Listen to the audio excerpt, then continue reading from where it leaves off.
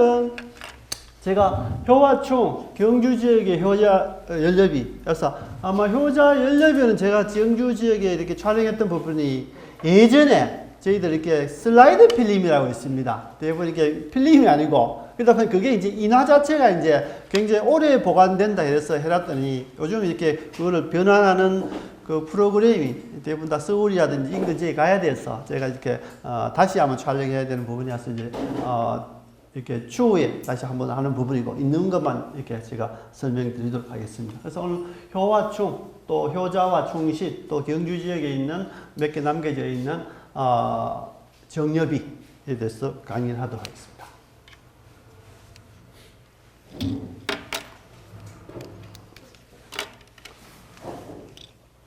자, 효와 충신의 인물.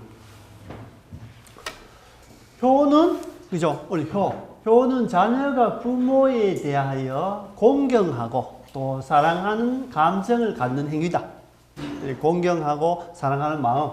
그래서 이러한 행위는 동서고금을망라하고 존재하고 있습니다. 효는 짐승만 아니면, 심지어 짐승도 굉장히 살모사라든지 이런 그 뱀 같은 짐승을 제외하고는 굉장히 이렇게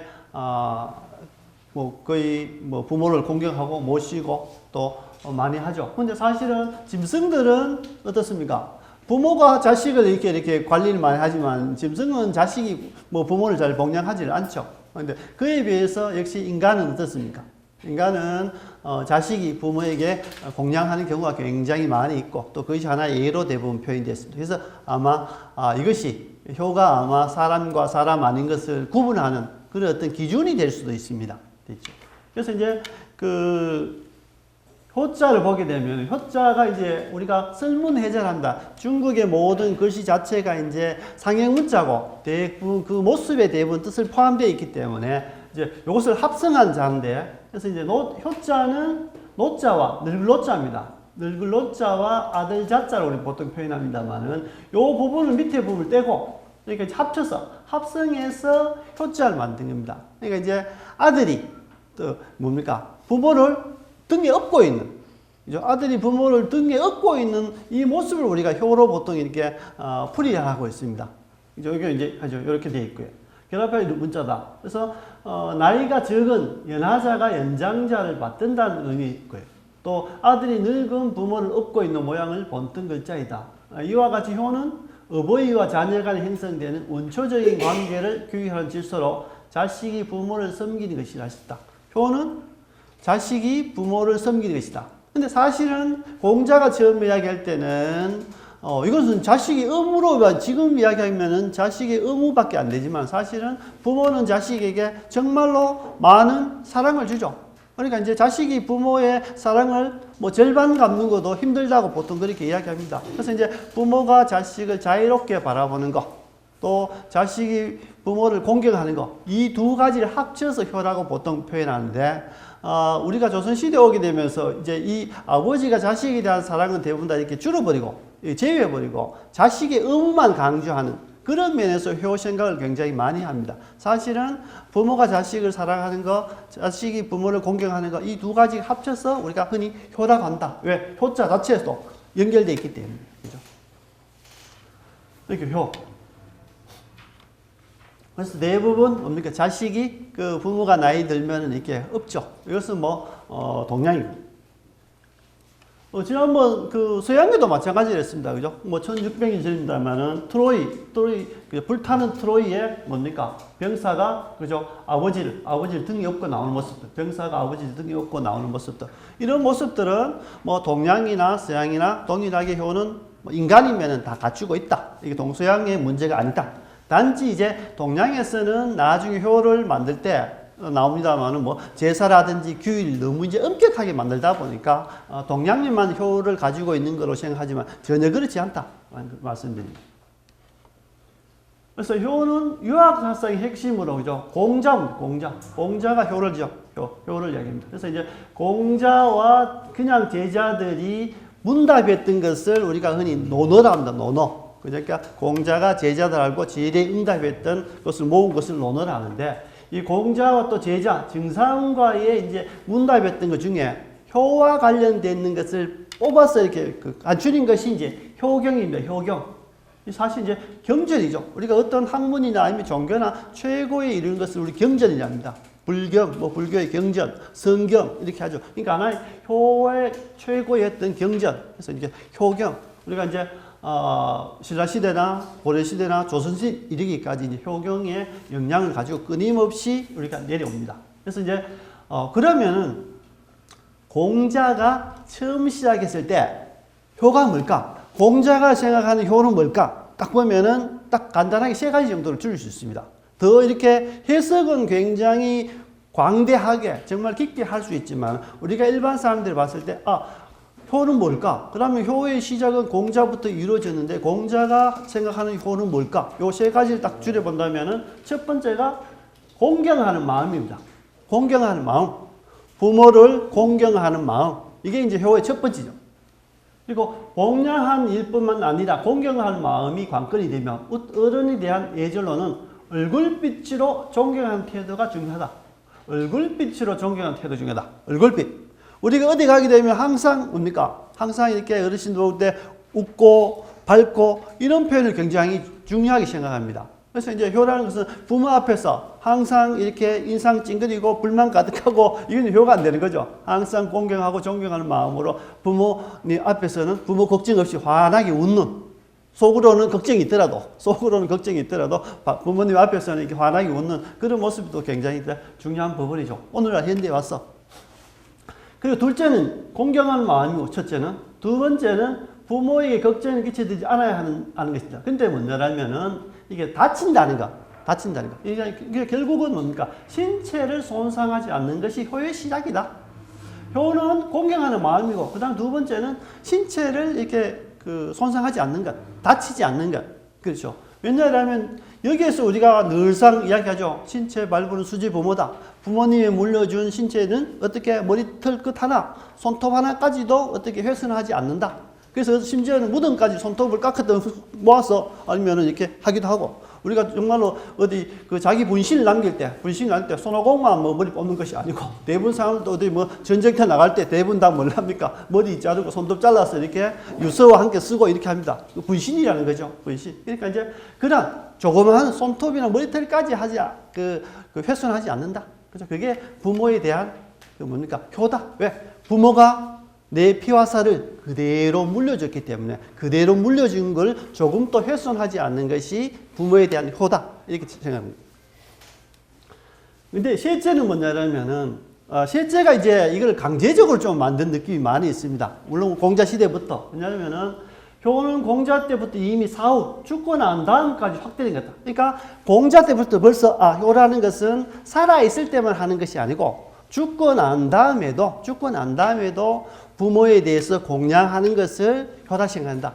벌써 이제 사후시에게는 벌써 효라는 개념이 만들어질 때부터 있었다.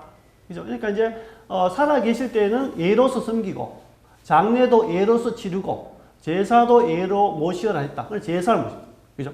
장례만 끝나는 것이 아니고, 서양처럼 장례를 해서 끝나고 하는 것이 아니고 뭡니까? 동양에서는 가장 집중적으로 돌아가셔도 제사 지낸다. 왜냐하면은 이 영혼이라는 것은 뭡니까? 항상 불을 쳤잖습니다. 혼을 부른다. 우리 제사할 때 혼을 부르는 의식을 굉장히 많이 합니다. 그러니까 이제 부모의 혼은 어떻습니까? 죽지 않기 때문에 전생에 후생에 왔다 갔다 부르면 언제든지 온다는 게, 그죠? 부르면 언제든지 온다. 그래서 이제 불러서 모셔서 이렇게 제사를 지낸다. 그래서 효가 본래 부모가 살아있는 자녀가 해야 할 도덕을 의미하지만은 변함없으나 중국이 이제 공자 시대부터 했으니까 이것은 종교화하여 사후의 영혼을 바라고 자손이 조상의 제사를 끊이지 않게 하는 것이 효다. 조상이 끊이지 않겠다. 그러니까 이제 공자가 이야기한 효를 딱 합니다. 첫째, 부모를 공경하는 마음. 그 다음에 부모가 물려준 신체를 전혀 훼손하지 않는 마음. 세 번째로 부모가 돌아가실 때, 살아계실 때나 아니면 돌아가셨을 때나 사후에도 부모님을 모시는 그런 공경한 마음이고, 그 표현이 나타나는 것이 제사다. 그래서 이제 우리는 이제 점점점 이렇게 굉장히 부정적인 시각이 늘어나. 왜? 제사라는 압박이랑 굴레가 이제 만들어지게 된 거죠. 이게 사실은 그래서 이제 조상의 제사가 이제 우리가 가장 문제가 되는 부분이 하죠. 오늘날 현대의 교회에서는 조상은 불을 쫓았습니다. 혼을 부른다는 거. 사후에도 현세에 돌아올 수 있다고 믿고, 현세에 돌아올 수 믿고, 요즘도 우리가 제사 지내면 부모님 와서 내를 이렇게 염려해 주겠지 이런 생각. 부모에 대해서 뭡니까? 기대를 많이 하죠. 살아생전에도 이 자식들을 위해서 굉장히 많은 관심을 가져줬는데, 분명히 돌아가셔서도 이 자식들을 위해서 관심을 가져주고, 방을 해주고, 이렇게 해줄 것이다. 보듬어 줄 것이다. 그런 생각을 갖고 있기 때문에, 어떻습니까? 이렇게 영혼을 불러서 이렇게 제사를 끊이지 않는다. 근데 이제 이 제사를 누가 지내냐면, 제사를 지내는 누가 하냐면은, 사내아이가 남자들이 제사를 지내는 것이 이제 일반화되어 있습니다. 물론 다음 시간에 합니다만은 제사 상속이라든지 제사와 같이 연결해서 하겠습니다. 사실은 우리가 재산을 나누어주는 것은 뭐냐면 의무를 나누어주는 겁니다. 내가 재산을 나눠준다는 것은 나의 의무를 나눠준 사람에게 지어주는 거죠. 그래서 이제 예전에는 재산을 나누어주는 방법이 균분제. 동일하게 제사를 나눠준다. 재산을 나눠줍니다. 오늘날처럼. 동일하게 그 재산을 나누어주고, 단지 오늘날 법적으로도 뭡니까? 모시고 있는 사람에게 좀 더 1+ 더 해주는 부분을 제외하고, 동일하게 나눠줍니다. 그래서 이제 아들, 딸, 장자, 차자 구분 없습니다. 아들이든지 딸이든지 장자든지 차남이든지 전혀 구분 없이 똑같이 n분의 1로 나누어 주다 보니까 이 가지고 있는 제사는 어떻게 됩니까? 똑같이 제사를 지냅니다. 아들, 딸 구분 없이 제사를 똑같이 지내죠. 그래서 윤회봉사를 합니다. 윤회봉사. 그러니까 이번 첫 번째 누구 아들 지냈다, 그럼 두 번째 누나가 지냈다, 세 번째니까 쭉 돌아간다는 거예요. 그러니까 윤회봉사를. 그러니까 오늘날처럼 장자가 모든 재산을 이렇게 받고 난 다음에 장자가 이렇게 주로 이렇게 물려주니까. 왜? 예전에는 똑같이 나누어졌는데 임진왜란 이후에는 여러 사람에게 나눠줄 그럴 형편이 안 되니까 국가 경제력이 줄고 가정의 어떤 재산도 줄기 때문에 한 사람에게 몰아주는 누구면 장자에게 몰아주니까 제사의 의무가 어디 갑니까? 장자에게만 가요. 그런 분. 그리고 여성들은 또 출가 외인이다 보니까 이제 제사를 지내기가 어려워진. 그래서 이제 요즘까지 그 풍습이 대부분 장자가 지내는데, 원래 제사는 남녀 구분 없이 제사를 물려받은 사람들은 누구나 동일하게 지내야 된다. 그게 의무란. 그런데 대부분 보게 되면은 중국에서는 뭡니까? 그런 부분들이 이제 남자아이의 대부분 제사 의무를 많이 지우다 보니까 이제 사내아이를 낳는 것이 뭡니까? 가장 큰 효입니다. 가장 큰 효. 그래서 대부분 보게 되면은 그 향교에서 공자에게 지내기도 하고 개인 제사도 지내고 굉장히 많은 이제 그 제례를 지내죠. 죽고 난 다음에 기념하기 위해서 이제 제사를 지내는 부분이죠. 근데 이제 이 제사를 지내는 사람이 남자아이다 보니까 남자아이를 놓기가 굉장히 어렵습니다. 요즘은 어떻습니까? 요즘 과학시대에 와서도 그 사내아이를 놓을지 여자아이를 놓을지 구분하기가 어렵고 힘듭니다. 그걸 우리가 선택하기가 굉장히 어렵죠. 아직까지는. 그죠? 어렵다 보니까 이게 아이를 낳아야 되는데 쉽게 사내아이를 낳기가 굉장히 어렵습니다. 확률이. 그래서 우리 흔히 이야기하죠. 요즘 와서는 이제 꼭 그럽니다. 예를 들면 예전에는 아들 놓으면은 진짜 금메달이었는데, 예전에 아들 금메달인데 요즘 아들 놓으면 목메달입니다. 그죠? 은메달, 동메달, 목메달. 그죠? 그러면 세상이 바뀌었다는 거예요. 그래서 저는 우리 웃자고 하는 건데, 우리 어머니가 돌아가시면서 평생 제 귀에 대고 이렇게 못이 박힌 이야기 했습니다. 나는 죽었다 태어나면 무조건 남자를 태어난다. 나는 죽었다가 태어난 일이 있으면 무조건 남자로 태어난다. 이 한이 이렇게 맺힌 남자로서의 활동을 하지 못한 그런 게 있다 보니까, 그래서 얘기하죠. 엄마, 이제는 시대가 바뀌어갖고 여자로 태어나야 대접받지, 또 남자로 태어나고 또 대접 못 받는 시대에 오면 어떡하노? 내가 이런 이야기를 이렇게 있으면서 이야기했습니다. 그래서 이제 남자로 태어나면 꾸준히 남자로 태어나고, 여성으로 태어나면 여성으로 꾸준히 태어나고 했는데, 왔다 갔다 하면은 조류가 잘 맞으면은 둘 다 혜택을 누리는데, 잘못하면은 진짜 어렵다. 그렇게 늘 이야기합니다. 그래서 근데 이제 이 아이 놓기가 쉽지 않죠? 그죠? 그러니까 여기 계신 우리 어르신들, 우리 나이 드신 선생님들은 뭡니까? 아마 이런 제 이야기 아마 공감이 많이 될 겁니다. 태어날 때부터, 가면 떡두꺼비, 시집만 가면 장가만 가면 막 다른 거 필요 없다. 뜨거운 같은 아들 하나만 놓는다. 이거 다 해야 되겠는다. 늘 이렇게 이야기하는 것도 아마 귀에 아마 또는 주변 사람 들었을 겁니다. 그래서 이제 출산이 굉장히 어려운데, 왜냐하면 아들 낳아야죠. 출산 어렵습니다. 그저 또 뜨거운 아들 낳아 이렇게 하죠. 근데 사실은 어떻습니까? 딸이면 처음 낳았는데 아들 놓기가 또 50%밖에 안 되니까 이 딸 놓습니다. 딸 놓으면 어떻습니까? 딸이면 어때? 다음에 아들 낳으면 되지. 당연히 2명은 낳아야 된다. 그러니까 아들 놓으면은 아들 혼자는 외로우니까 또 한 명 더 낳아야 되고, 그죠? 어떻습니까? 또 딸 놓으면은 당연히 아들 낳아야지. 또 놓고. 그래서 계속 놓다 보니까 남섭이, 섭섭이 막 이렇게 늘어나는 건 이름이 막 늘어나는 부분, 그죠? 그런 부분도 이렇게 아들 낳으면 된다. 그래서 당연한 인사지. 당연한 그 사람들 인사. 야, 니 장가 안 가나? 니 시집 안 가나? 당연히 이제 자기들 인사말로, 지나가는 인사말로 하는데, 듣는 사람은 이 사람인데 듣고, 이 사람들이 온 동네 다 들으니까 명절날 집에 안 가는 부분입니다. 그죠?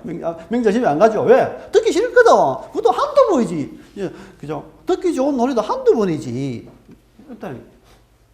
근데 이제, 한 시대 전까지만 해도 이제 한국에서는 아들 선호가 있었죠. 왜냐하면은, 아들 낳는 것이 가장 큰 효입니다. 아들 낳는 게 가장 큰 효다 보니까 아들 낳아야 되고, 그 다음에 그 아들을 통해서 제사를 이어져 가야 되기 때문에 그게 이제 효라는 생각이 가장 있기 때문에 이제 예전에는 저희 누나 때만 해도 이제 꼭 아들 낳아야 되는 부분이고, 저희 형수님 때도 딱 아들 낳아야 되기 때문에 이제 태아 감별을 하죠. 사실은 이게 아들인지 딸인지 이렇게 폐하 감별을 합니다. 그래서 이제 뭐 딸이면 일찍 이렇게 유산하고 이렇게 다시 아들 놓고 이렇게 더 많이 했습니다. 저희 누나도 그렇고 저희 형수들도 이제 그랬고, 왜냐하면 뭐 저희들은 하도 시골 일하다 보니까 이제 그게 박혀 있었어. 그러다 보니까 이제 아들 낳기를 바라는데 이 아들 낳기가 정말로 힘듭니다. 그죠? 정말 힘듭니다. 사실은 이렇게 쉽게 이렇게 낳는 사람도 있지만 어렵죠. 그래서 이제 한국 사회에서 아들이라는 가계를 계승하는 존재이기 때문에 아들을 낳는 것이야말로 효의 으뜸이며 조상에 대한 의무였다. 근데 이제 그 아들로 인해 나도 죽은 뒤에 당당하게 제사밥을 얻어먹을 수 있기 때문에 또 여성들 대부분 다 오니까 아들 낳으려고 또 합니다. 또 반면에 다른 그야말로 출가 외인으로 열심히 키워봤자 그저 남이 된 존재로 여겨왔다는 거예요. 그러니까 임진왜란 이후에 의전에는 사실은 남녀 평등이라든지 이렇게 굉장히 이렇게 차이가 있어도 그렇게 확연하게 차이 나지 않았는데 한국이 전쟁을 겪으면서 임진왜란 전쟁을 겪으면서 이제 시대가 변하면서 이게 남존 여비 사상이 굉장히 많이 들었죠. 그래서 이제 우리 여성들을 보게 되면 이제 외국 사람들 1890년대 외국인들이 한국에 와서 이렇게 많이 붙은 기행문이라든지 책을 쓰는 것들을 보게 되면은 한국 사람을 참 이렇게 이해하기가 어렵습니다. 왜냐하면은 이 여성이 시집을 갑니다. 여성이 이제 시집을 가게 되면은 정말로 모르죠. 오늘날처럼 뭐 연애 결혼도 물론 김유신 장군처럼 연애 결혼해서 결혼한 사람들도 신라시대부터 있었지만 대부분 조선시대 오면은 대부분 이제 중매를 통해서 대부분 결혼하다 보니까 대부분 이제 뭐 신분이라든지 아니면 형편을 맞춰서 이렇게 얼굴도 못 보고 얼굴은 뭐 어머니나 아니면 가족 친척 여성들만 이렇게 보고 와서 괜찮더라 이런 정도 전해 듣는 정도지 실제로 신랑과 신부의 얼굴을 서로 보고 결혼하는 경우는 굉장히 드물었다는 거예요. 서로의 정보에 의해서 이렇게 받는 사실 정보 결혼이죠. 중매 결혼이 곧 뭐 정보를 통해서 결혼하는 부분인데 그렇게 하다 보니까 이제 결혼해서 그 집에 낯선 집에 갑니다.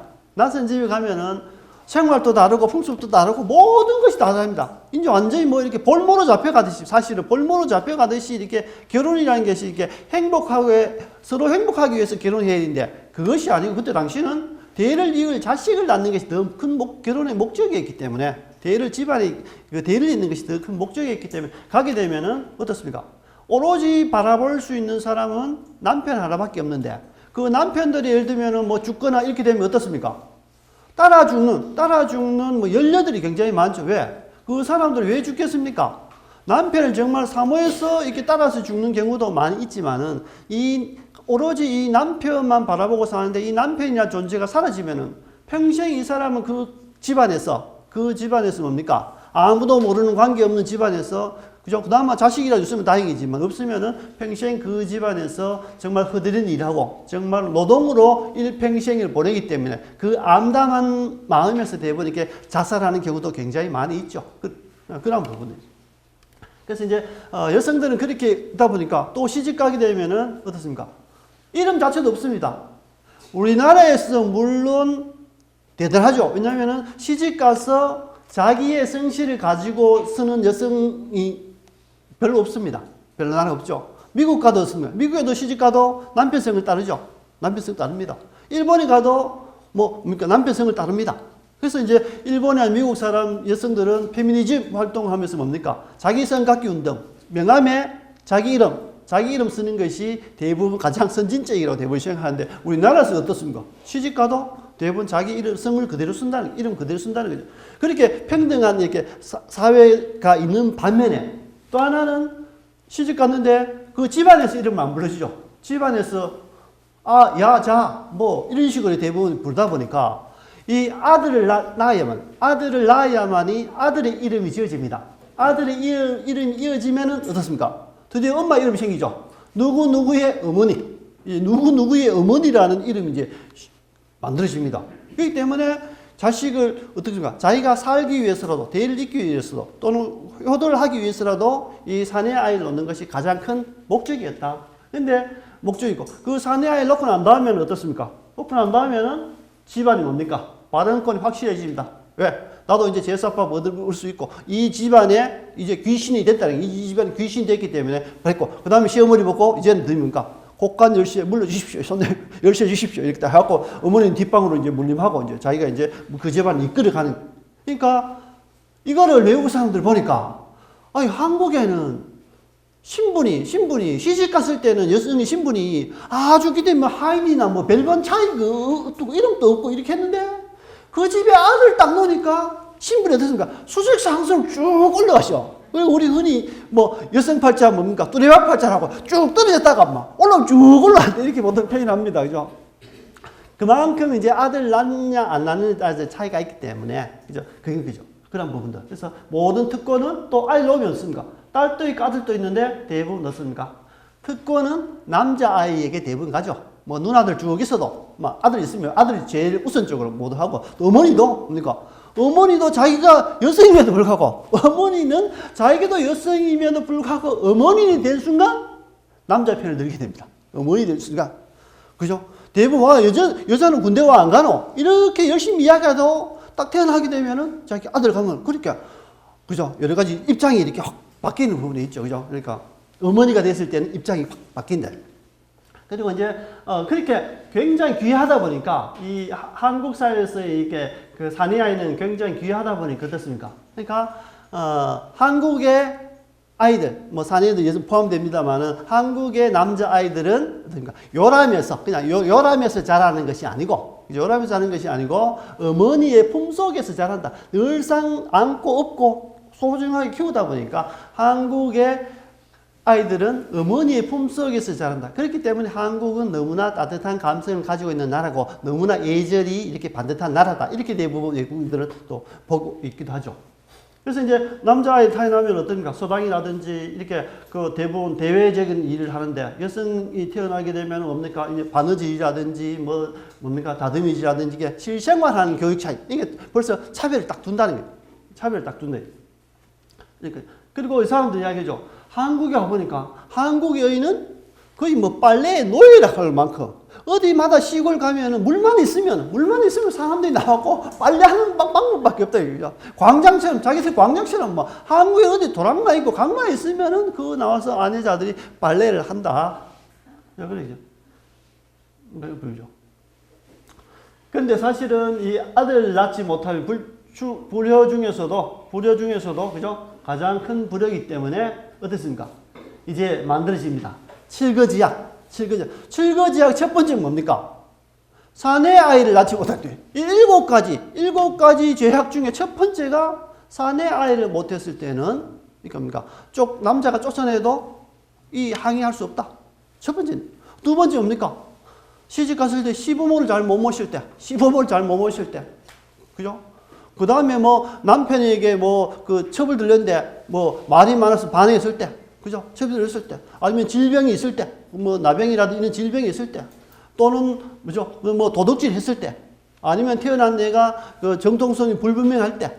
그 다음에 도둑질 할 때. 이런 7가지를 가지고 칠거지약인데 그 칠거지약의 첫 번째가 사내 아이를 낳지 못하는 것이 이제 첫 번째 칠거지약이고. 물론 그러면 조선시대 사람들 어떻게 칠거지약을 해서 여성이 이혼의 공포에 사여서 사나? 또 그렇지는 않습니다. 왜냐하면 이 칠거지약 다 하게 되면 그 기본 자체, 이 양반 사회 자체가 흐트러져 버리기 때문에 삼불거를 두죠. 세 가지 제한이 있을 때는 칠거지약 해당돼도 관계없다. 첫 번째 뭡니까? 시집 와서 시부모의 3년상을 모셨을 때, 시부모의 3년상을 모셨을 때, 그 다음 두 번째, 가난한 집에 시집 왔는데 부유하게 됐을 때, 그 다음 세 번째는 돌아갈 집이 없을 때, 처가가 없죠. 돌아갈 집이 없을 때, 요 세 가지 한해서는 이렇게 칠거지약이 걸리더라도 이렇게 못 가게 딱 하는 부분이요. 그런 부분. 그리고 이제, 그리고 첫 번째 칠거지약 중에 아들 낳지 못하게 뭡니까? 남편 첩이나 시바지를 두는 것을 감내했다. 근데 이제, 사내 아이를 낳기 위해서는 뭐냐면 첩을 들리지 않습니다. 왜냐하면 첩을 들리게 되면은 어떻습니까? 집안 간에, 여성들 간에 이제 알력이나 문제가 이렇게 집안에 이제 분란이 일어나는 부분이고, 또 아들 낳는다 하더라도, 실제 아들 낳는다 하더라도 첩의 아들이고 서자이기 때문에, 서리라고 보통 표현하죠. 서리이기 때문에 관직이 나가지 못합니다. 그렇기 때문에 제사를 지내줄 수 있어도 관직이나 그 가문을 부활할 수 없고, 그 대를 이었다 하더라도 계속해서 이제 관직이 나가기 어렵죠. 그래서 대부분 뭡니까? 시바지를 둔다, 시바지. 대부분 이제 오늘날 대리모죠. 대리모. 그래서 이제 이 시바지는 어떠냐라면 대부분 뭐 이렇게 혼자 된 과부 중에서 사내 아이를 잘 낳는 사람이라든지, 그죠? 이런 사람들, 아니면은 어머니가 시바지 있는 사람들. 그러니까 조선시대는 신분이 어떠냐면 아버지 신분을 따르는 것이 아니고, 왜? 아버지 신분을 따르면 양반들이 너무 많이 늘어나기 때문에, 그죠? 그거를 줄이기 위해서 뭡니까? 신분제도는 어머니 신분을 따릅니다. 어머니가 시바지면은 자식도 시바지가 되는 거죠. 어머니가 기녀면은 뭡니까? 딸도 기녀가 되는 겁니다. 그러니까 어머니의 신분을 따다 보니까 시바지가 되는 거죠. 그리고 그다음에 읽다 보니까 시바지도 예를 들면 사내 아이 놓으면은 이렇게 재산을 받아서 가지만은 딸을 놓으면은 쫓겨나서 그 딸을 데리고 또 다시 이제 대를 이어가는 그런 슬픈 사연이 되는 겁니다. 그러니까 이 부분들 나중에 우리가 1989년도 뭡니까? 베니스 영화제에서 강수연이가 이렇게 그 처음으로 우리나라 배우로서는 처음에는 뭡니까? 시바지로서 이제 그러니까 그 대상을 받습니다. 그죠? 그러니까 여성 확고한 지위다. 그죠? 그러니까 이제 영국의 이사벨라 버드비숍 여사가 1890년에 한국을 기록한 조선과 그 이웃의 나라들이라는 책에는 한국어 아내들은 어머니가 되는 순간 갑자기 지위가 격상된다. 그죠? 쭉 올라간다. 이렇게 기록하고 있고요. 그래서 보게 되면 어떻습니까? 1987년도에 베니스 영화제, 사실은 뭐 영화, 칸 영화제, 베를린 영화제, 베니스 영화제, 이 세계가 최고의 뭡니까? 영화제입니다. 그 중에서 가장 전통성이 있고 가장 이렇게 개혁적인 이렇게 그 영화제가 이제 베니스 영화제죠. 여기서입니다. 그러니까 강순이 있죠. 지금은 작고한되었습니다. 그러니까 대부분 보게 되면 예전에 뭡니까? 집에 가면 금줄이죠, 금줄. 요즘 젊은 사람들 모릅니다만은, 왜 그러니까, 이 집안에 이제, 앞귀라든지 잡귀가 들어오지 말라. 이게 사람들 궁금할 거 아닙니다. 저 집에 아들 낳은지 딸 낳은지 궁금할 거 아닙니까? 이 금줄을 쳐놓으면은, 뭐 사당이라든지 들어오지 말라고 경계표인데, 그래도 물어볼 수도 없고, 자꾸 들어가서 물으니까, 그러니까 아예 바깥에 표시를 하죠. 이 집에 사내 아이 낳았습니다. 이렇게 표현하고, 딸 낳았으면 이 집에 딸을 낳았습니다. 이렇게 돼버리니까, 표시를 이제 알려줍니다. 그죠? 알려주는 부분이죠. 그리고 이렇게 아이를 낳지 못할 됩니까? 이렇게 우리가 사람을 낳기 어렵기 때문에 이렇게 바위 신앙 같은 데, 남근 신앙 같은 데 이렇게 빌죠? 남근 신앙이 빕니다. 여기 이제 경주 남산 삼릉, 마에, 상선암이요. 상선암 마에 삼는데, 요 끝에 제가 전체 전경이 없는 사진이 왔어서, 모서리 딱 들면은, 정상 위에 박히는 모서리 딱 들 때 보면은, 그 위에 바위 위에 산신당이에요, 산신당. 그러니까 아이 낳기 위해서 이렇게 뭡니까? 빌었던 게 그게 상선암 정상에 이렇게 모서리 대부분 다 있습니다. 그래서 이제 5 아이를 낳았는데 모두 다 장성해서 잘 자랐다. 그에 감사한다. 이렇게 이제 그 산신당, 또 어떤 사람은 일명적으로 산하당 이렇게 보통 표현합니다. 이렇게 이제 큰 바위나 남근석 같은 데서 이렇게 대부분 이게 신앙을 하죠. 그러니까 아니면 이렇게 또 절에 있는 산신각이 대부분 또 뭐 이렇게 하기도 하고. 지금은 경주시 버스 터미널, 경주시 버스 터미널 여기 비가 시작했습니다. 지금 이렇게 시내버스의 주차장입니다. 주차장인데 예전에는 여기가 황실 내식장이 지금도 있습니다. 담장 건너에서 이게 구덩이로처럼 이렇게 낮게 벽돌로 이렇게 집을 지었는데 지금은 이제 높여서 이렇게 주차장을 만들어서 이렇게 정각이 있는데 시내버스 터미널 시도 한번 가보시면 됩니다. 그래서 대부분 이제 얼굴 부분을 다 이렇게 파버렸죠. 그래서 이제 우리가 불상이 가장 많이 얼굴의 부분 중에서 많이 없어지는 것이 코 부분입니다. 코 부분. 그러니까 지금 생각해 보십시오. 정말로 이렇게 그 시바지까지 하는데 뭡니까? 근데 이제 여성이 문제가 있을 때는 시바지를 합니다. 여성이 문제 있을 때 시바지 있는데 근데 남성이 문제가 있을 수도 있죠. 남성이 문제가 있을 때는 어떻게 하냐면 시 내리기를 합니다. 시 내리기. 근데 시 내리기를 하는데 이 시 내리기는 정말로 은밀하게 이루어집니다. 그러니까 대부분 우리가 시 내리기는 거의 흔적 자체가 없고 시바지만 대부분 알려져 있는데 시 내리기는 뭐냐면 조선시대에 사내 아이를 낳기 위해서입니까? 자기 자식이 남자 자식이 이렇게 아이를 낳지 못하니까 외간 남자를 데려오는데 이것은 아주 극비리에 그 집의 어머니나 아니면 그 집의 누이나 이런 사람들 아니면 그 집에 뭐 자기 부인이나 그죠? 그러니까 부인은 권한이 없으니까 그래서 이제 가족 중에 이제 외간 남자를 데려와서 몰래 이제 임신시키고 보내죠. 그래서 그 아이를 낳게 되면은, 예를 들면은 여성이 낳게 되면 대부분 출산하다 대부분 이렇게 죽는 과정을 거치는 것이 일반적이고, 그 다음에 사내에 아이를 낳게 되면은 여기에 1년 정도 젖먹이, 그래서 한 돌 정도 지날 때까지 이제 키우고 난 다음에 두 번째 대부분 자결 하는 걸로. 그 치욕스러운 수모 때문에 대부분 이렇게 자결하는 걸로 대부분 이게 됩니다. 그렇기 때문에 이 시내리기는 아주 은밀하게 이루어지기 때문에 사실 잘 모르죠. 이제 그만큼 그러한 고통이나 모욕을 참고도 어떻습니까? 이 자식을 낳아야 되겠다니까 얼마나 사내 아이를 낳는 게 간절했겠습니까? 그 사회에서는 사내 아이가 없으면 진짜 사람 대접도 못 받는 그러한 시대였기 때문에, 그러니까 사람의 노력은 안 되니까 어디에 이제 귀탁합니까? 그러니까 부처님이 하는 거죠. 그러니까 이제 코라는 게 우리 동양에서는 뭡니까? 남성의 심벌의 상징이죠. 야, 니 코 크네. 완전히 코쟁이네. 이렇게 대부분 표현하다 보니까 이 부처님의 영원한 부처님의 코를 깔아 먹으면은 아들을 낳지 않겠는가? 그냥 그러한 어떤 그 절박한 심정에서 대부분이 코를 이렇게 깔아 먹는 부분이죠.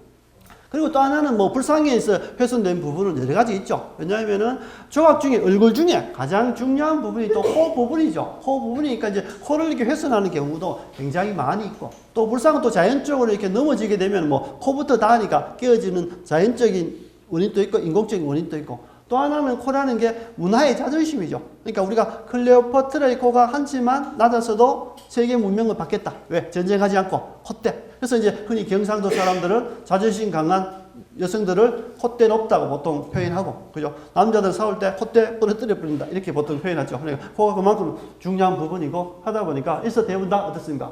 코나 어떤 데 눈 맑으려고 눈이나 다 이렇게 이제 파 먹어서 이렇게 둥글게 되어 있습니다. 아주 영험하셨던 분인 것 같아요. 얼굴 전체가 다 이렇게 가람하시는 거면. 그러니까 사내 아이 낳기 이게 있다. 그래서 이제 부모와 관련된 뭡니까? 속담들이 굉장히 많이 있죠. 맞는 자식보다 때린 부모의 마음이 더 아프다. 도둑의 도둑의 죄죠. 도둑의 죄는 벗어도 자식의 죄는 못 벗는다. 때를 못 벗는다. 그러니까 이건이죠. 자식과 부모는 역시 끊어낼 수 없는 관계다. 그죠? 한 부모는 10자식을 거느려도 10자식들은 한 부모를 못 거느린다. 그만큼 부모가 자식에게 준 애정이 자식이 부모에게 바치는 효에 비해서 부모가 자식에게 관심 가지는 자애스러움은 비교가 안 된다. 그죠? 알 품은 닭이 삭 써진다. 이게 삭이 어떻습니까? 고양입니다. 괭이죠. 그러니까 자기 새끼 지키려고 이 닭도 삭하고 막 싸운다는 거죠. 이게 절박할 때는 그냥 싸운다. 자식을 위해서는 막 냉정하게 강하다. 어머니는 강하다. 이렇게 표현하죠. 그러니까 자식 칭찬 받으면 뭡니까? 종자 닭 잡는다. 자식 칭찬해주면 좋아하고 막 종자로 쓰는 막 닭까지 잡아서 이렇게 한다. 자식 칭찬을 제일 좋아한다. 그리고 또 어딜까? 대부분 보게 되면은 은근하게 이제 남들은 모르는 척 자기는 은근하게 자식 자랑하는데 그 다 보인다 아닙니까? 그죠? 자기는 은근하게 자식을 이야기하는데 알고 보면 자식 자랑을 또 많이 하는 부분이죠. 자식은 시집 장가 보내봐야 안다. 그죠? 안다. 그래야 어머니 심정, 부모님 심정을 안다. 그 다음에 김병이 효자 없다. 요즘 와서 김병이 효자 없다. 예. 그렇다 해서 요즘 뭐, 요양원 간다 해서 다 효자 아닌 사람도 아닙니다. 시대가, 상황이 예전과 지금 달랐어요. 그렇지. 그런 부분이죠. 그런데 뭡니까? 요 우자입니다. 그렇게 또 빌고 소중하게 얻은 그 사내 아이를 정성 들여서 키워놨는데 오늘날 이렇게 됐습니다. 들어가서 진성이 못난 놈처럼이다. 그러니까 자식 낳았다가 쭉 미역듯이 이미 생각나지 않잖아. 이 노래 딱 들으면 여기서 내가 숫덩이 같은 인생을 보면 아마 이렇게 어머니 부모님 속이 아마 터져서 삭았어 아마 이렇게 이야기한 것. 그러니까 자식들에게 끊임없이 교육시키고 착한 일 해라, 형제가 우위에 있어라 끊임없이 얘기했는데 그 부모님 말씀을 그대로 사실 이게 100% 이행하는 자식들이 참 드뭅니다. 그런 자식이 있으면 정말 대단한 법이죠. 그런 자식이 굉장히 드물다. 그죠? 그래서, 5분하고 좀 싶으셔야 됩니다. 그러니까, 공자의, 그죠? 공자의 효사상을 유학의 중심 사상으로 정립한 사람은 맹자다. 그러니까, 공자의 효사상이나 모든 것을 공자의 어떤, 논리들을, 인이나 이런 모든 어떤 핵심들을 사실 맹자가 다 이렇게 정립을 체계적으로 합니다. 그죠? 역시 효도 마찬가지죠. 그러니까 그는 효를 백행의 근본, 백행이라고 있으면 뭐 100가지 행동도 아니고 모든 행동, 이 사람이 살아가는 모든 행동에 있어서 근본이다. 효가 근본이다. 그래서 요즘 와서는 우리가 충효라고 굉장히 많이 들잖아요. 사실은 효충입니다. 효가 문제. 효가 기본되고 효가 기본돼야 나중에 충이 나오는데 우리는 전쟁을 너무 하다 보니까 항상 효보다는 이렇게 충을 앞세워버렸죠. 그래서 사실은 모든 공자의 사상이나 맹자 사상들은 충효 사상이 아니고 효충 사상이고 충보다는 효가 우선적으로 대부분 다 이루어진다. 그래서 이제 공자의 맹자 시대 이후에 공명 시대 이후에도 효는 봉건 시대에 와서 충과 충돌한다. 그러니까 이제 효와 충은 충돌합니다. 우리 늘상 충효 뭐 이렇게 하지만은 효와 충은 다른데 억지로 붙여놓은 겁니다. 억지로 붙여. 왜냐하면은 효가 뭔가 자신의 신체를 잘 보존하고 부모를 잘 봉양하여 후대를 계승해야 한다는 가족. 그러니까 공자가 뭡니까? 공자가 효가 뭘까? 부모가 물려준 신체를 잘 보존하는 것이 효다. 세 가지 중에 하나인데 어떻습니까? 근데 충이란 뭡니까? 때로는 국가나 군주를 위해서 자신을 희생할 수 있는 국가적 차원의 일이다. 그러니까 이제 국가에서는 위급할 때 희생해라. 몸을 희생해라. 순국해라. 열사가 되어라. 이렇게 이야기하는데 효는 아니지. 효는 부모가 물론 소중하게 보호해야 되고, 그죠? 관리해야 되는 부분인데, 그러니까 효와 충은 충돌한다. 그래서 결국은 만들어낸 문제가 뭐냐면은, 충신은 어디서? 효자 가문에서 나온다. 이렇게 말을 바꿔버립니다. 사실 효와 충은 전혀 별개고, 하지만 나중에 그것을 이렇게 연결하려니까, 나중에 그래도 효가 가장 먼저다. 그래서 충신은 라는 것은 효자에서 나기 때문에 효가 우선순위다. 그죠? 우선순위다.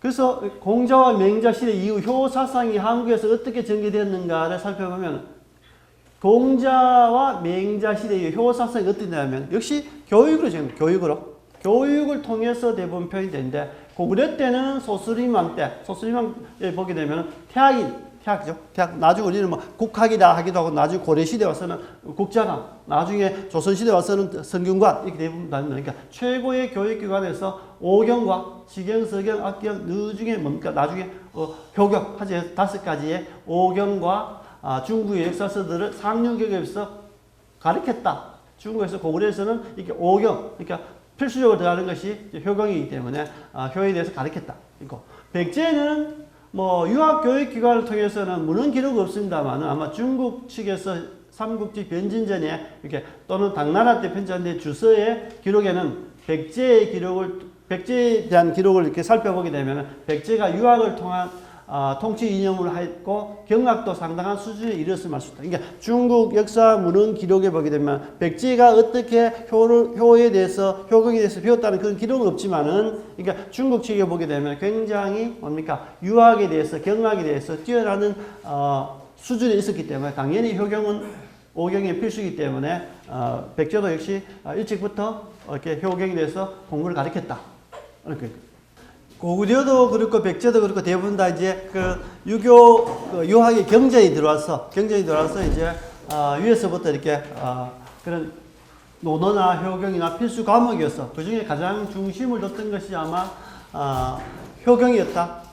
효경은 나머지 어떤 경전들은 이렇게 상류층이라든지 아니면은 지식인들이 굉장히 활용을 많이 했지만 효경은 이렇게 직구 관계없이 왕이나 일반 백성이나 전혀 관계없이 가장 광범위하게 아마 이렇게 퍼졌고 그것이 가장 큰 예의 중에 하나다. 사람이 살아가는 예의 중에 가장 큰 것이 가장 근본이 또 효경이다.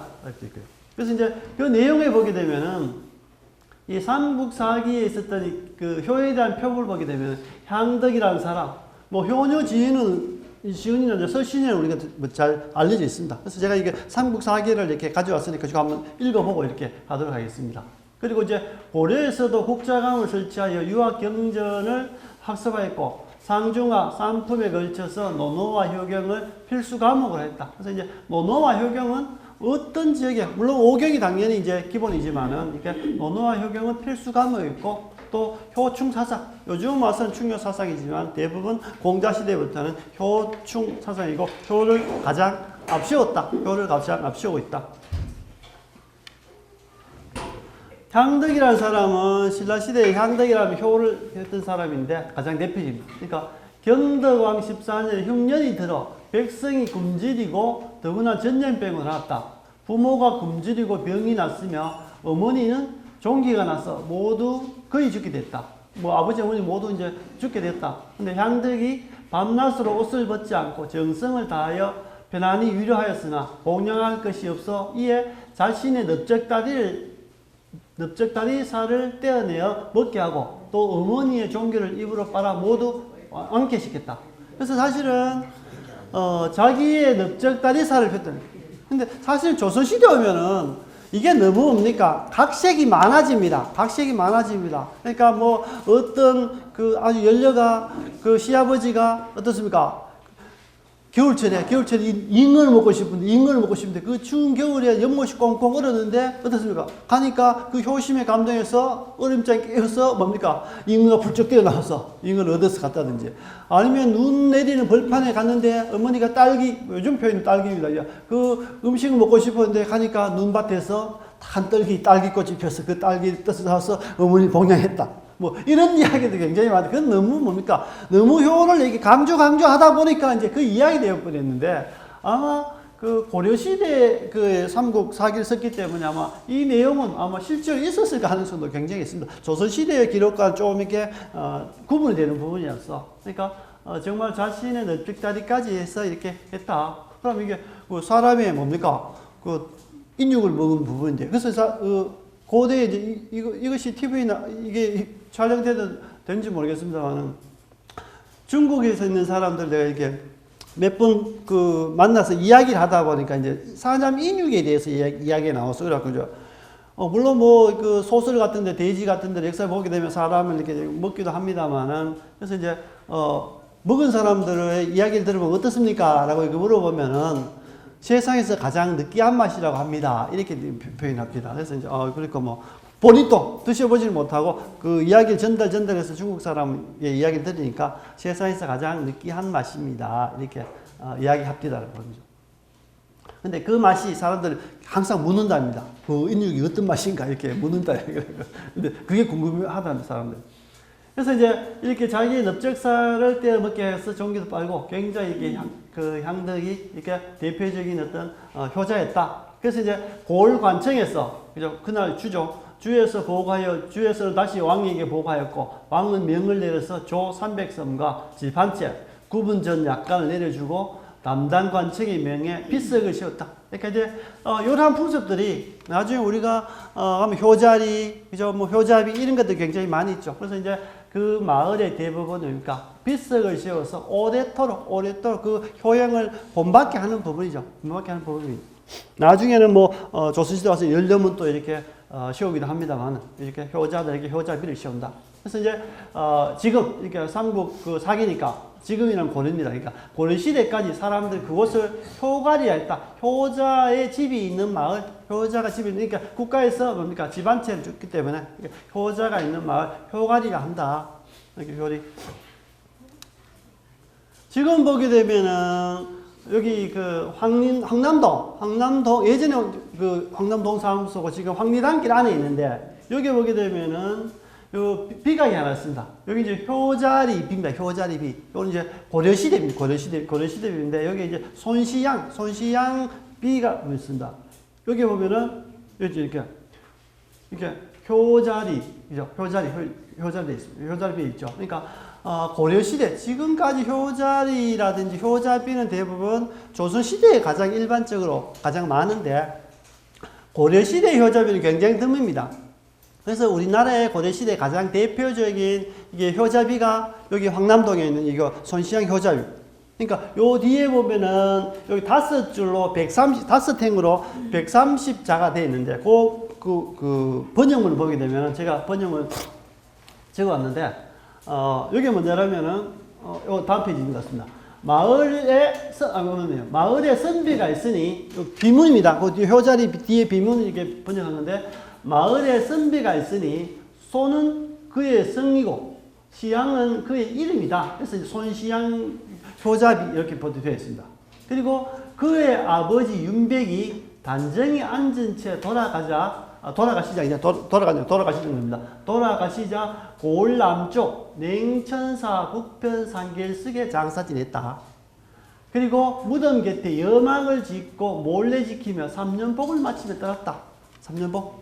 그러니까 우리가 뭐 효자이라면은 조선시대에 우리 생각하게 되면은 부모님 돌아가시면 다 3년상은 기본으로 한다고 생각하는데 전혀 그렇지 않습니다. 3년상은 아주 특별하게 한 사람의 3년상을 하고 양반이든지 3년상은 못 치릅니다. 왜냐하면은 3년 동안 가장이 일 안 하고 그냥 연막 치고 있으면 가족들 다 굶어 죽습니다. 가족들 다 굶어 죽기 때문에 대부분 이제 길게 해야 이제 49일, 우리 보통 불교에서 49제 보통 표현하고 37일, 대부분 이제 실질적인 장례는 뭐 3주 안에 대부분 이제 끝이 나는 부분이죠. 그러니까 조선시대에서 3년 여며살이 하는 것도 아주 굉장히 드물다. 그런 사람들에게 우리가 효자로 내려질 것만큼 이제 드문 예라는 거죠. 우리 지금 생각하고는 전혀 다릅니다. 먹고 사는 문제가 훨씬 더 중요했기 때문에.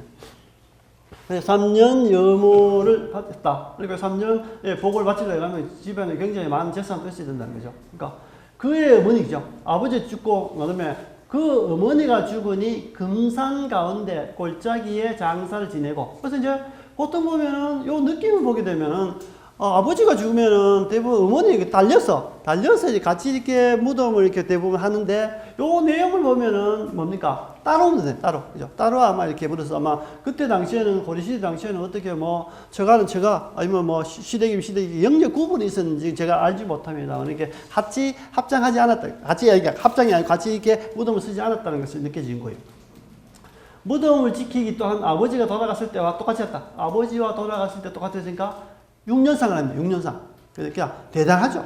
아버지 3년, 어머니 3년. 이렇게 6년상을 했다는, 복을 치렀다는 것은 대단한 뭐 효자에 포함됩니다. 그래서 똑같이 했다. 그리고 이는 자식으로서 부모를 섬긴 도리를 다한 것이다. 그리고 고을 사람들이 이 사실을 갖춰 유수. 그때 이제 그 지방에 있는 유수에서 이제 오늘날 같은 군수 이렇게 된 거죠. 군수도 최고의 관직자입니다. 그 지방에. 유수에게 알리자 유수는 임금에게 아뢰었다. 임금은 그의 효성을 가상히 여겨 그가 사는 마을 앞에 정렬을 세우도록 명하고 사람들의 제자, 교육받은 제자가 여러 사람들의 여러 사람들의 자제도로 하여금 후시에 곤면토록 하였다. 그래서 고려명종 이게 12년, 1182년입니다. 1182년. 대부분이죠. 그래서 이제, 그러니까, 조선시대 후기에 와서는 이 비를 이렇게 명문 판독이 잘 되지 않아서, 그래서 이제 신라비로 이렇게 표현, 신라비 이렇게 표현이 있습니다만, 지금 이렇게 판독이 되어서 고려 명종 때 손시양의 비라 이렇게 보통 표현이 있고. 그 다음에 또 경주 지역에 효자리 비가 있습니다. 이것은 이제 경주 공고죠. 경주 아니고 경주 고등학교. 경주 고등학교에 이렇게 가게 옆에 이렇게 요즘 중국 생겼습니다. 요 비가 있는데 지금은 경주 지역에 있는 효자비라든지 아니면 국가에 관리를 했던 성덕비라든지 이런 비들은 대부분 이제 관리가 안 되기 때문에 모아서 어디 갖다 뒀냐면은 황성공원 안에 호림정이라고 있습니다. 예전에는 이제 그 월지에 있던 월지를 발굴 정비하기 전에 있던 정자들을 옮겨둬서 황성원 옮겨뒀는데 거기에 이제 활터, 궁궐 활터니까 이제 그 호림정인데 그 호림정이 이름 지은 것은 뭐냐면 호원사. 우리가 이제 그 삼국 그 유사에 나오는 그러니까 호랑이, 김영과 호랑이 이야기 나오는 그 호원사가 그 주변에 있기 때문에 호림정 이렇게 보통 표현하는데 그 뒤편에 사진 넣었습니다. 이렇게. 지금 여기 이제 호림정이 이제 황성원 안에 보게 되면은 이제 도서관에서 이제 그 황성원 안쪽으로 들어가다 보면 이게 호림정이 있습니다. 이 뒤편에 이렇게 비석을 쭉 씌워뒀죠. 요즘에 조금 전에 보셨던 여기입니다. 효자비.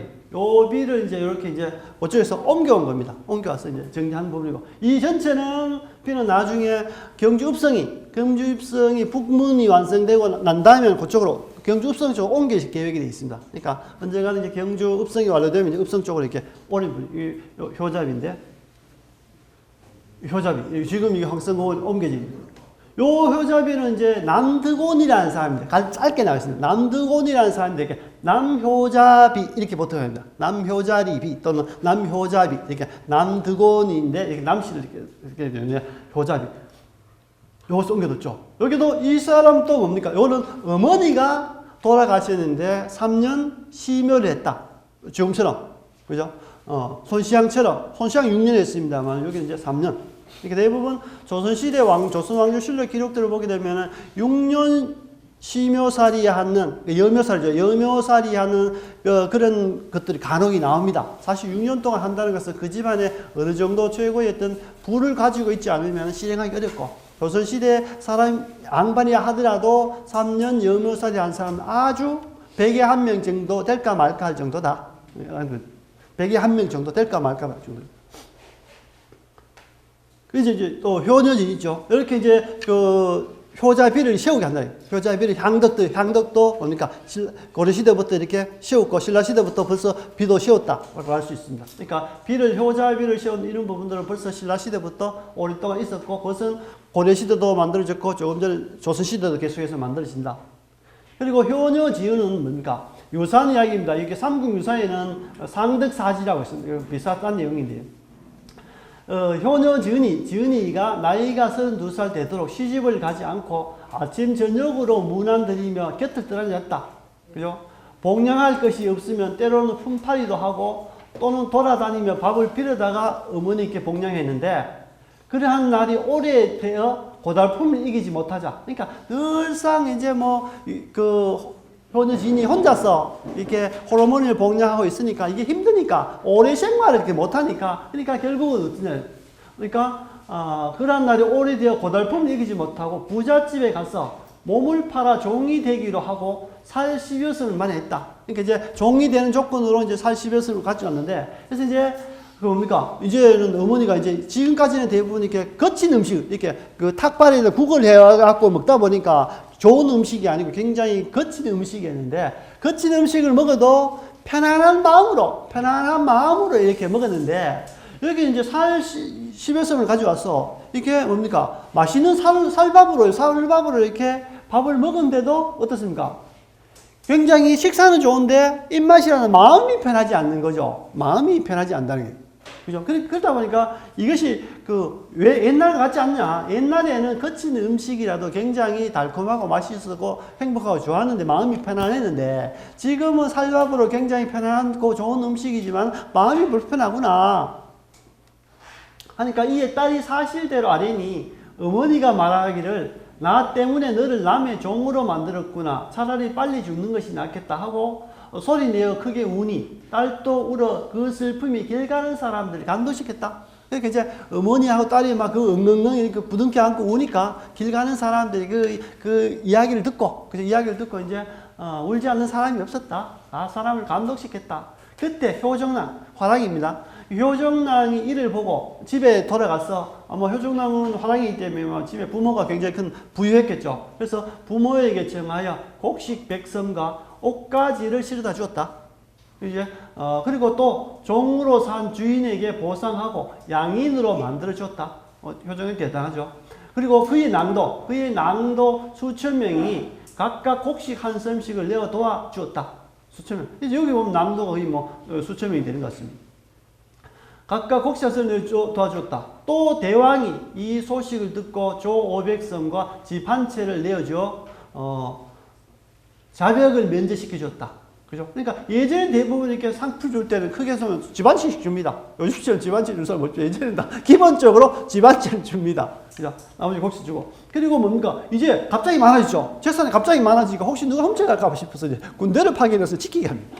그죠? 집안채를 내어주고 자벽을 면제시키고 집에 곡식이 많으므로 군대를 보내 교대로 지키게 하고 그 마을을 피하여 효양방이라 했다. 효양방. 그러니까 여기 방이라는 것은 우리가 신라에 1360방이라 했습니다. 사각형 블록을 하나의 방이라. 그러니까 도시 가운데는 예를 들면은 이게 방으로 무슨 방 이렇게 이름 지었을 거고 요 방의 사각형 도시계 바깥에는 무슨 리 이렇게 했습니다. 그러니까 뭐 1360방 뭐 55리 이렇게 하듯이. 그러니까 아마 여기는 경주 그 신라의 왕경 도심에 있었던 것이 아마 효자방 되는 부분이에요. 그러니까 아마 효정당이 왔다 갔다 해서 볼 수 있었을 것 같습니다. 그러니까 이제 그 다음에 이제 여기는 삼국 지금까지 나온 거 삼국 사기에 대한 내용인데 그 삼국유사 효선편에 실려 있는 그 네 개 삼국유사에도 그 효선 그러니까 착하게 효를 지었던 사람 4명을 이렇게 해둔 부분이죠. 그러니까 4개의 효선이라는 있는데. 주로 이제 불교적 인과응보의 생각이 들어있고, 불교적인 색채가 들어있고, 부처의 가호로 행복하게 되었다는 공통점이 있어 고유의 효사상에 불교가 가미된 새로운 효행이 이루어졌습니다. 그러니까 이제 고려시대는 삼국시대는 대부분 전통적으로 뭡니까? 그 효경이라든지 이런 것이 배워서 위에 상부지방에서 이렇게 대부분 그 배웠던 부분이면, 고려시대는 뭡니까? 불교의 시대입니다. 그러니까 그 삼국시대와 신라시대와 그 다음에 고려시대는 뭡니까? 그 유학이 그렇게 융성하지 않았기 때문에 이게 그런 문화가 들어왔다도 실행이 되지 않았고 고려시대까지만 하더라도 유학과 불교 했을 때는 불교가 더 융성합니다. 불교가 훨씬 더 압도적으로 융성하고 이 유학도 하나의 불교에 이렇게 견줄 만큼의 세력이 되지 않았다가 나중에 조선시대가 조선 왕조가 건국되면서 완전히 뒤바뀌어서 이제 유학이 훨씬 이게 앞서고 불교가 이제 바뀌는 부분이죠. 그래서 고려시대까지는 대부분 다 불교를 중심으로 해서 불교에서도 경전 중에서도 효경이 굉장히 많이 있어요. 불교에서도. 그러니까 굉장히 많이 하죠. 역시 이 그 효도에 대한 그 부분들은 어떻습니까? 성경에 이렇게 다 있습니다. 그래서 성경에서 뭡니까? 너희 부모를 잘 공양해라. 그러면 여호와와 함께 너희 영토에서 오랫동안 생명을 길게 유지할 수 있을 것이다. 그죠? 이런 부분들은 성경이나 아니면 불교의 경전이나 모든 전 인류 동양이나 서양이나 함께 모두 뭡니까? 효에 대한 부분은 공통적인 사항이다. 그 다음에 이제 신라 말이 되게 되면은 이제 우리가 유불선 하죠. 그러니까 유교도 들어오고 불교 들어오고 성교 다 들어옵니다. 그래서 이제 최치원 난랑비서문이라는 게 이제 여기 이제 책이 이렇게 있는 게 아니고 삼국사기 가운데 최치원을 언급하게 되면서 최치원을 언급하면서 이 최치원이 난랑이라는 화랑의 비에 서문을 쓰는데 난랑이나 화랑의 비에 서문을 쓰는데 거기에 짧게 문장이 나오는데 뭐냐면은 화랑정신을 묘사하기를 이게 화랑정신을 묘사하기를 이제 최치원이 집에 들어가서는 효도하고 집에 들어가서는 효도하고 나아가서는 충성하라는 것은 공자의 말씀이요. 집에 들어가서 효도하고 바깥에 나가서는 이렇게 충성하라는 것은 공자의 말씀이요. 의도적으로 함이 없이 인위적으로 내가 뭘 해야 되겠다라는 것이 아니고 스스로 이게 스스로 이게 발광하듯이 스스로 이렇게 몸에서 나와서 이제 하는 부분처럼 의도함이 없이 그 청하고 말씀이 없는 가운데 가르침을 그러니까 스스로 의도하지 않고 스스로 있는 그대로의 가르침을 하는 것은 노자의 주장이다. 노자 이게 법가 유예 그러니까 유학이 아닙니다. 노자는 그 법가죠. 그 제자 대가 중에 법가의 그 주장이다. 또 어떠한 도교죠. 법가가 도교입니다. 그러니까 어떠한 죄라도 범하지 않고 모두 착한 일을 힘써 행하는 것은 석가열의 교시다. 그래서 이제 뭡니까? 여기에 유불서, 그죠? 유교의 공자, 그죠? 불교의 석가, 그죠? 도교의 뭡니까? 노자, 요 부분들이 합쳐서 모두 이제 그 효를 이야기하는 법이다. 그죠? 효를 이야기하는 법이다. 그래서 이제 효라는 것은 어떤 종교든지 어떤 뭐든지 생활인지 모든 부분에 대해서 이제 효는 공통적이다.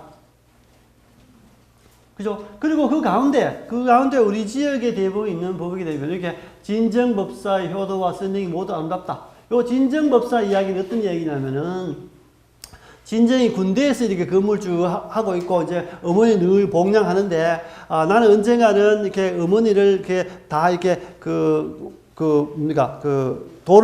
어머니를 다 모시고, 어머니 돌아가시면은 내가 나중에, 어디였습니까? 승려가 되겠습니다. 하니까, 그 어머니 그걸 딱 듣고, 무슨 소리 하느냐? 효라는 것은, 이렇게 내가 네 발목을 잡을 수 있겠느냐? 너는 빨리, 어디노?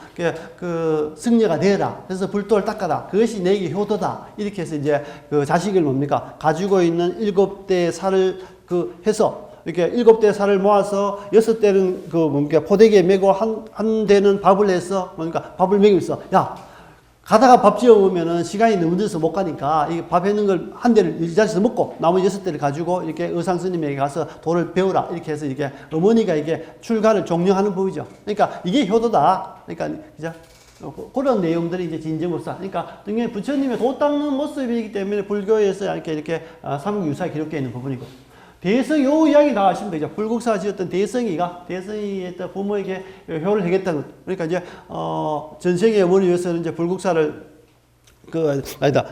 석굴암 짓고, 현생의 어머니 위해서 불국사 짓고, 그 내용이죠.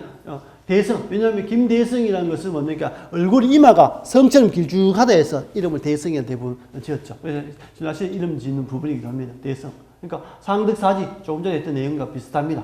자기 살을 베어서 부모를 공양했다. 향덕과 마찬가지로 그런 얘기 있고. 나머지 이제 우리가 이제 알고 있는 부분 중에 하나가 이제 손순이 아이를 묻다. 여기 어디냐면 형국에 있는 겁니다. 이게. 요 나머지 이렇게 우리가 불고서 그러니까 나머지 1번과 3번은 어디에 있는지를 모릅니다만은 손순매화로 되어 있습니다. 손순매화. 이게 삼국유사에 보게 되면 손순매화를 손순이 아이를 매장했다. 손순이 아이를 묻는다. 자기 자식을 묻는다 이 말이죠. 그래서 이제 형국에 있는 부분인데 손수는 아버지가 세상을 떠나자 아내와 함께 남의 집에서 품을 팔아 곡식을 얻어 늙은 어머니를 복양했다. 그러니까 손순에게는 어린 아들이 있었는데 항상 어머니의 밥을 빼앗아 먹으니 어머니의 굶주림이 얼마나 심하게. 그러니까 이제 흉년들과 먹을 게 없으니까 이 아들이 어머니에게 늘 음식을 주고 이렇게 주고 하니까 어떻습니까? 이 꼬마가 할머니가 늘 음식을 뺏어 먹고 또 할머니도 어떻습니까? 자기는 이렇게 안 먹고 이 늘 자식이 먹이고 이렇게 하니까. 그러니까 이 자식은 이게 자기 어머니에게 음식을 줬는데 그 어머니는 자기 손자에게 계속 먹이를 주고 손자도 그 음식을 뺏어 먹으니까. 그러니까 이제 이야기하죠. 아니, 우리는 자식은 다시 낳을 수 있지만 어머니는 다시 이렇게 모실 수가 없다. 그래서 이제 자식을 어떻습니까? 자꾸 뺏어 먹으니까 자식을 땅에 묻자. 땅에 묻자. 올라가서 항상 땅에 묻자. 그러니까 어머니 금전이 있으니까 아이를 땅에 묻어 어머니의 배를 치워드리자 하자 하고 이제 땅을 팝니다. 땅을 파는데 그리고 아이를 얻고 취산 북쪽들로 취산이 어딘지 모르겠습니다만은 취산 북쪽들로 가서 땅을 파자 이상한 돌종이 나왔다. 석종이 나옵니다. 돌로 만든 종이 나왔다. 그래서 부부는 놀라고 괴이하게 여겨 나무 위에 걸고 한번 쳐보니 소리가 은은하게 듣기가 좋았다. 그래서 이제 역시 뭡니까? 아버지보다 아내가 이게 무슨 아주 이렇게 특별한 경우입니다. 이상한 물건을 얻은 것은 아마도 아이의 복인 것 같으니 아이를 묻어서는 안 되겠습니다. 라고 이제 그 손순의 아내가 그렇게 이야기하죠. 그래서 이제 남편도 그렇게 여기 아이를 돌종과 함께 업고 집으로 돌아와 종을 들보에 매달고 쳤다. 그러자 종소리가 대고리까지 이제 형곡에서 이게 종을 치니까 지금 월성까지 들렸다는 거죠. 대고까지 퍼져 흥덕왕이 듣고 신하들에게 말했다. 서쪽 교회에 서쪽 왕궁 바깥에 이상한 소리가 들리는데 맑고 고운 것이 보통 종과 비길 바가 아니니 가서 조사를 하여라고 했습니다. 그리고 왕의 사신이 그 돌종을 조사한 결과 옛날 중국의 곽거가 아들을 땅에 묻으려 하자 하늘이 금솥을 내려주었는데 지금 손순이 아이를 묻으려 하자 땅에서 돌종이 솟았으니 곽거의 효도와 손순의 효도를 천지가 함께 본 것입니다. 따라서 집 한 채, 역시 또 집 한 채입니다. 기본입니다. 따라서 집 한 채를 내려주고 해마다 벽 50섬을 주어 극진히 효를 기렸다.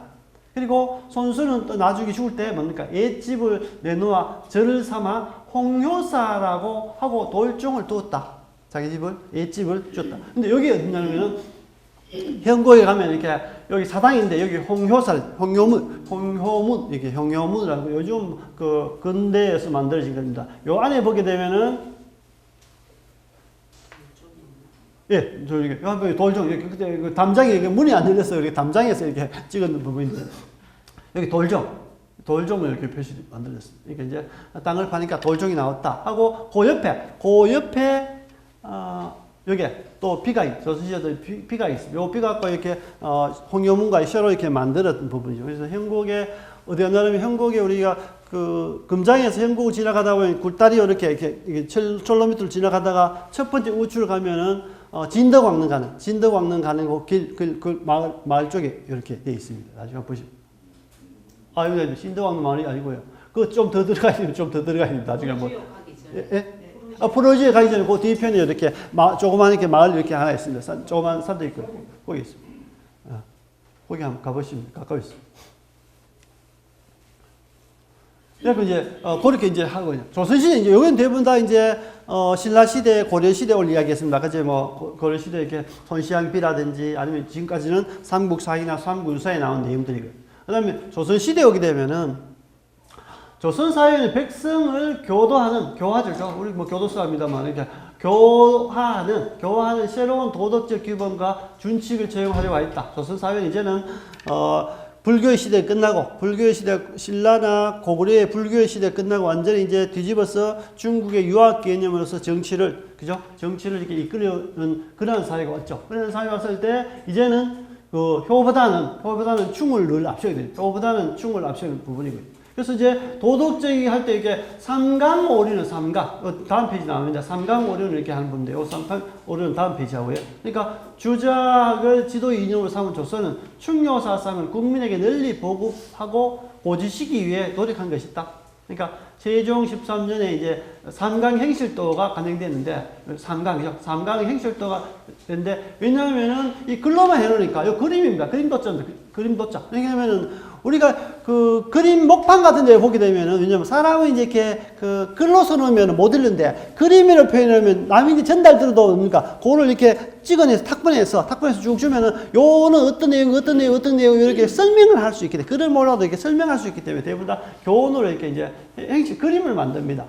그러니까 중국과 우리나라의 효자, 충신, 연력 각 35명에서 이제 100여 명을 이렇게 행적의 그림으로 설명한 것이다. 그리고 행식도의 공통적 특징은 가장 빠른 것이 효자가 가장 빠릅니다. 그러니까 중국에서는 일단은 뭡니까? 우리나라에서 충이 앞섰지만은 항상 효가 먼저입니다. 그러니까 효자, 그 다음에 충신, 연료의 순으로 되어 있어 효가 정치적, 사회적 질서의 근본적인 규범으로 인식되고 있음이 드러난다. 그래서 우리는 늘상 충을 앞세우고 효도 앞세웁니다만 늘상 우리나라는 충을 많이 하는데 원래는 효가 이루어지면 충은 자연적으로 이루어지는 거다. 효가 이루어지면 충은 자연적으로 이루어지는 것이다. 이제 삼강오륜 보겠습니다. 근데 삼강의 폐가 굉장히 많습니다. 삼강오륜이란 유학에서 기본이 되는 도덕 지침이라 알려져 있다. 그러나 공자의 가르침을 따르는 정통 유학에서는 근본 오륜, 그러니까 공자의 오륜 중에 삼강이라는 내용도 중복되어 있습니다만은 공자가 한 것은 오륜 안에 보통 표현인데, 이 공자의 오륜 안에 이 삼강 그 세 개를 또 동일한 내용입니다. 떼내서 너무 강요적인 입장으로 한 것이 이제 우리 조선시대 유학이죠. 그래서 이제 공자는 오륜입니다. 그러니까 공자의 가르침을 따르는 정통 유학에서의 근본 오륜이고, 후의 정치적 목적을 마련한 것이 삼강이다. 그러니까 우리가 오륜 그렇죠. 그러니까 그리고 군의신강 넘어가 있어요. 다음 보겠습니다. 그래서 이제 오륜이 뭐냐라면은 부자유친.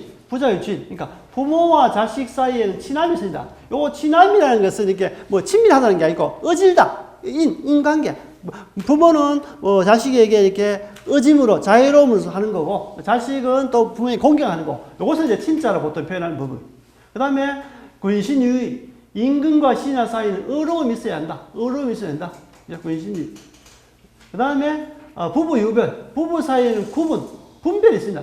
남녀 구분하는 것이 아니고, 이제 분별이 있어야 된다. 서로 이렇게 역할이라든지, 집안, 집밖, 이렇게 여러 가지 구분이 있어야 된다.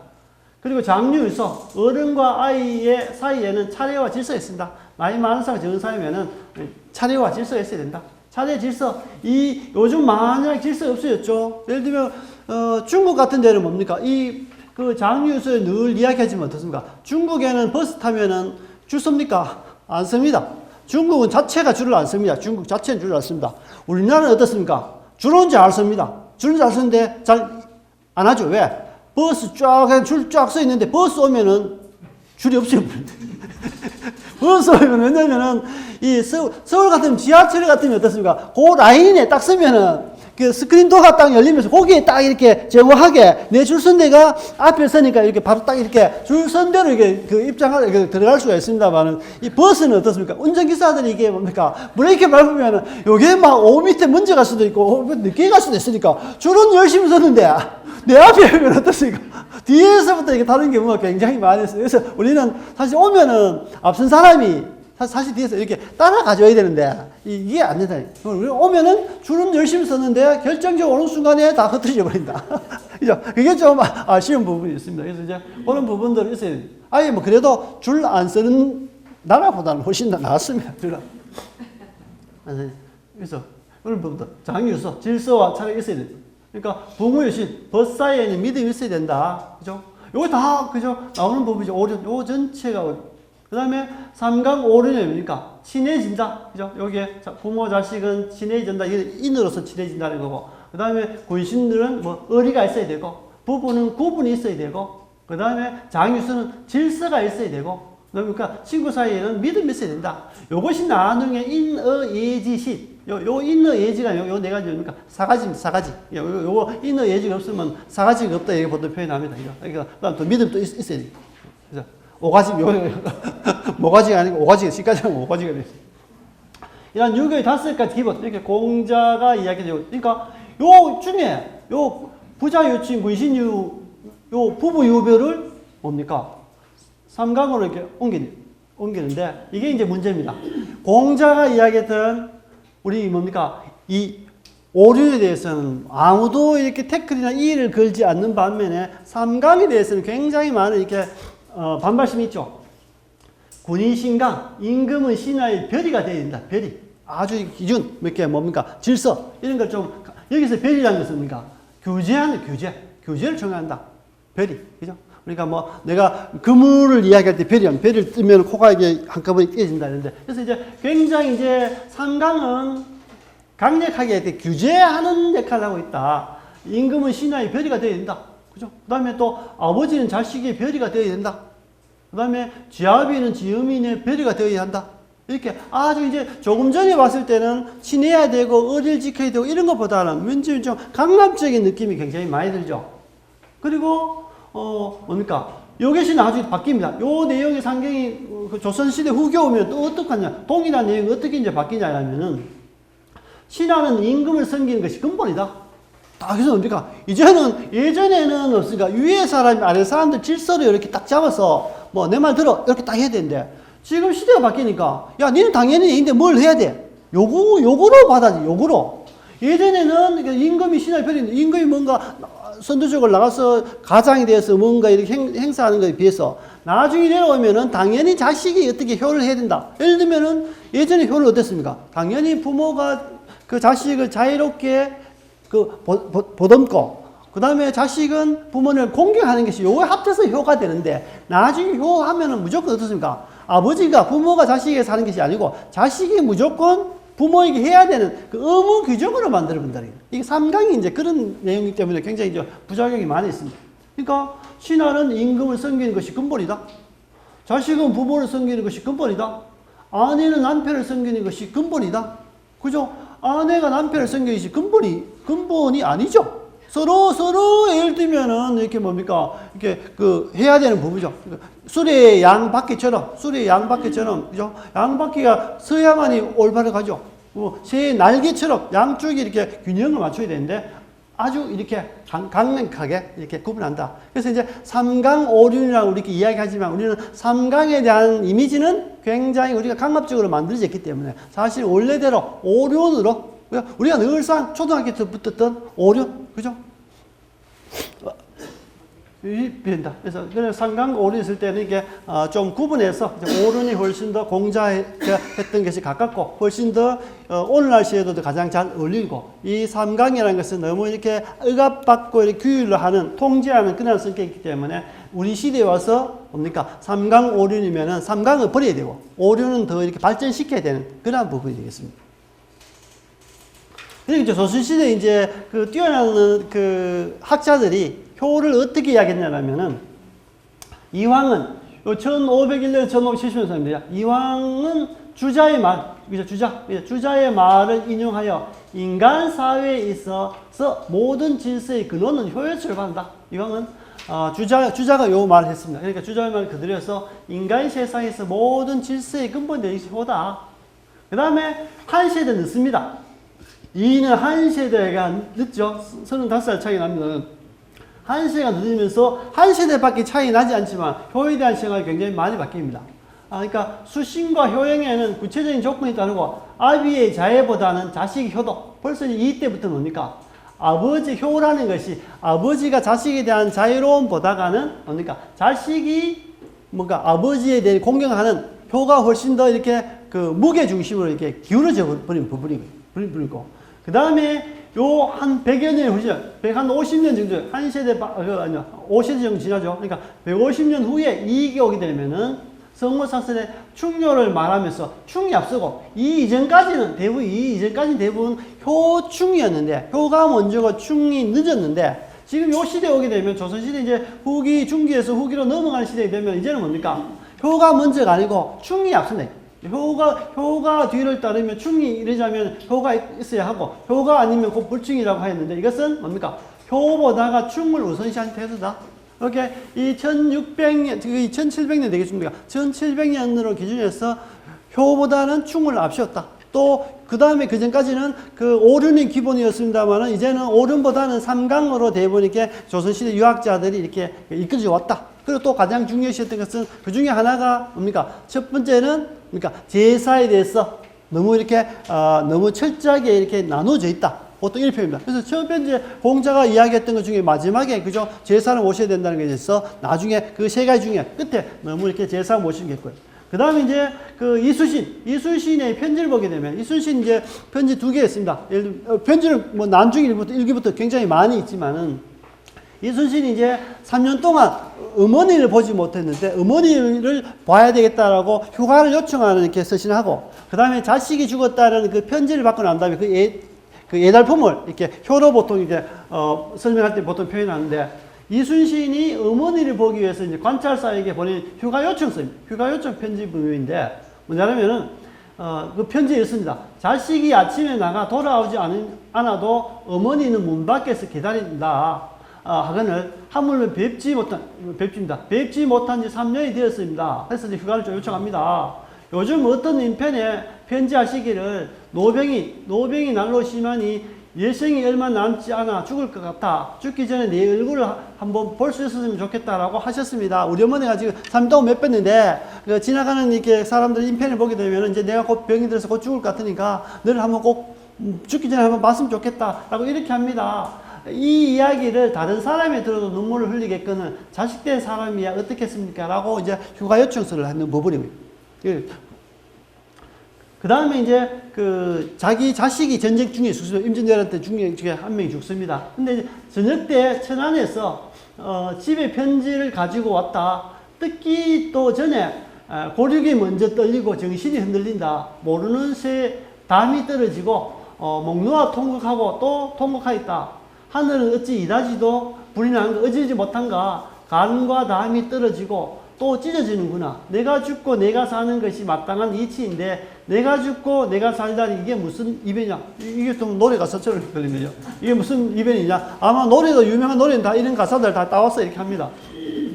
하늘과 땅이 캄캄하고 해도 빛이 변하는구나. 슬프다 내 어린 아들아 나를 버리고 어디로 갔느냐. 너의 영특함이 비범하여 하늘이 세상에 남겨주지 않았더냐. 그죠? 대부분 보게 되면은 부모가 자식을 먼저 앞세우게 되면 그 슬픔이 가장 크다고 보통 표현하죠. 그러니까 어머니 돌아가실 때 못 봤을 때 그 안타까움, 또 자식이면 죽었을 때 그 안타까움. 그래서 이제 하나 이제 뭡니까?